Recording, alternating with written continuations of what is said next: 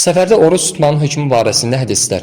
Birinci hədis Ənəs ibn Malikdən, Allah ona razı olsun, rivayet olunan hədisdə deyilir ki, Allah Rəsulu sallallahu aleyhi və səlləmlə birgə Ramazanda səfər etdik. Oruç tutanlar iftar edənləri eyibləməz, iftar edənlər də oruç tutanları eyibləməzdi. İkinci hədis Həmzə ibn Amr Əl-Əsləmi, Allah ona razı olsun, deyir ki, ey Allahın Rəsulu, mən oruç tutan adamım. Səfərdə oruç tutummu?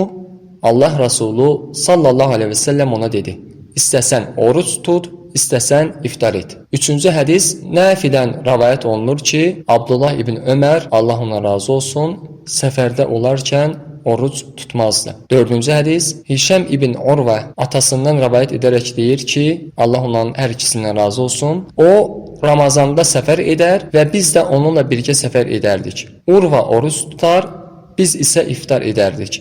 Urva bizə oruç tutmağı əmr etməzdi. Sonda isə nəticə olaraq bu hədislər onu göstərir ki, səfərdə olan kəs ixtiyar sahibidir. İstərsə orucunu tutar, istərsə orucunu açar. Lakin səfərdə məşəqqət, çətinlik olmazsa, orucunu tamamlaması və tam tutması daha yaxşı olandır. Lakin səfərində məşəqqət, çətinlik olarsa, orucunu açması onun üçün daha münasibdir.